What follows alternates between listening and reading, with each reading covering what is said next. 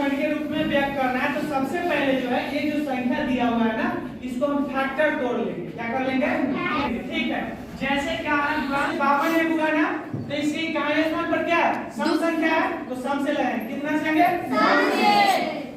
5 दूना 10 हुआ। जब 11 से 10 करेंगे 1 बचे 1 पर 5 15 7 दूना 14 1 बच गया 1 पर 2 12 6 दूना 12 फिर कितना से लगाएंगे हुआ? 2 से। तो 2 दूना 4 1 बचेगा तो 1 पर 7 17 2 के 2 के 16 फिर यहाँ पर कितना से लगाएंगे हुआ? 2 से। 2 इकाई 1 अब 2 दूना 4 4 दूना 8 फिर 4 दूना 8 फिर कितना से हुआ? 2 से।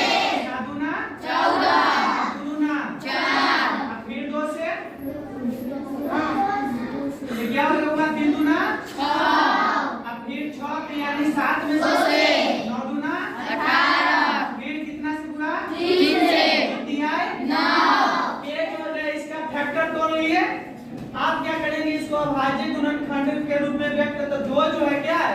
यानी कि सबसे छोटी अभाज्य संख्या है। ठीक है, क्योंकि 2 जो है 2 और 1 के अलावा किसी अन्य संख्या से विभाजित नहीं होता। ठीक है, तो इसको क्या करना है कि यहाँ पर लिखना है 1152 और देखिए 1 2 3 4 5 6 7 कितने 2 हुआ?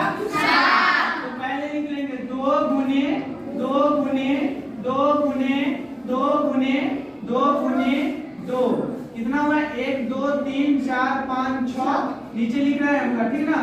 6 7 और उसके बाद क्या हुआ? 3 3 3 है ना?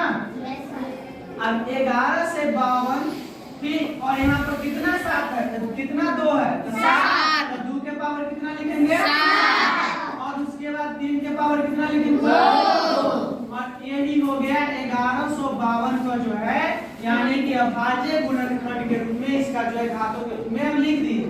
यानी कि 2 जो है अभाज्य संख्या है, 3 भी क्या है? अभाज्य संख्या। ठीक ना? हो गया। इसमें किसी को कोई डाउट? इस प्रकार के क्वेश्चन बन जाएगा ना आप लोगों से?